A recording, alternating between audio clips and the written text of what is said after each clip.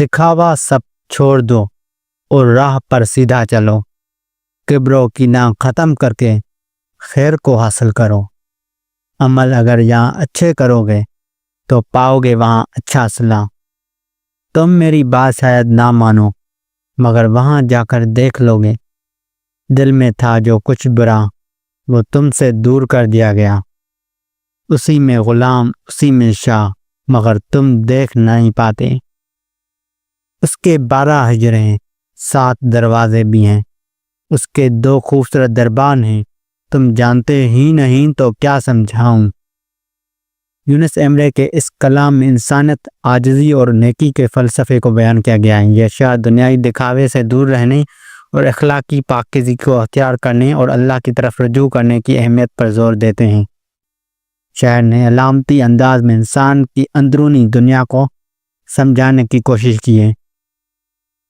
دکھاوا سب چھوڑ دو اور راہ پر سیدھا چلو، کبر و کینہ ختم کر کے خیر کو حاصل کرو۔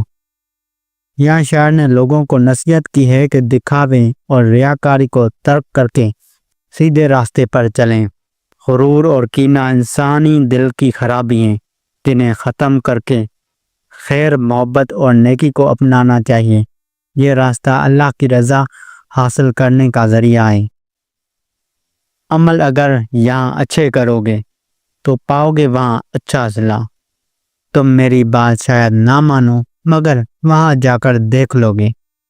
یہ اشعار آخرت کے فلسفے کو بیان کرتے ہیں۔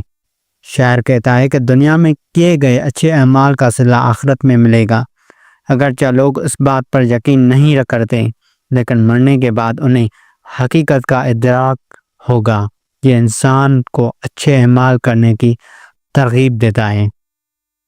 دل میں تھا جو کچھ برا وہ تم سے دور کر دیا گیا، اسی میں غلام اسی میں شاہ مگر تم دیکھ نہیں پاتے۔ یہاں دل کی پاکیزگی پر زور دیا گیا ہے۔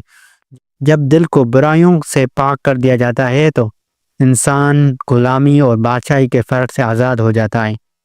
شاعر کا مطلب ہے کہ دنیائی رتبہ اور حیثیت دل کی پاکیزگی کے سامنے بے معنی ہے، لیکن لوگ اس حقیقت کو نہیں سمجھ پاتے۔ اس کے 12 حجرے ہیں، 7 دروازے بھی ہیں، اس کے 2 خوبصورت دربان ہیں، تم جانتے ہی نہیں تو کیا سمجھاؤں۔ یہ مصرع انسانی وجود کی علامت ہے۔ 12 حجرے ممکنہ طور پر انسانی جسم کے مختلف پہلوؤں یا روحانی مراحل کی طرف اشارہ کرتے ہیں۔ 7 دروازے روحانی ترقی کے مراحل کی نمائندگی کر سکتے ہیں اور 2 دربان عقل اور دل کی علامت ہیں۔ شاعر کہتا ہے کہ ان باتوں کو سمجھنے کے لیے گہری روحانی بصیرت کی ضرورت ہے جو عام انسان کے لیے ممکن نہیں۔ یونس ایمرے ان اشعار میں انسان کو اخلاقی پاکیزگی، عاجزی اور نیکی اختیار کرنے کی دعوت دیتے ہیں۔ دنیائی زندگی عارضی ہے اور آخرت کا انحصار دنیا میں کیے گئے اعمال پر ہے۔ دل کی پاکیزگی اور اللہ کی طرف رجوع ہی حقیقی کامیابی ہے۔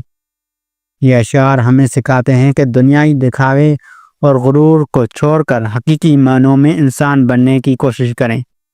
اپنے دل کو برائیوں سے پاک کریں، اچھے اعمال کریں اور اللہ کی طرف رجوع کریں۔ روحانی ترقی کے لیے خود شناسی اور اللہ کی محبت ضروری ہے۔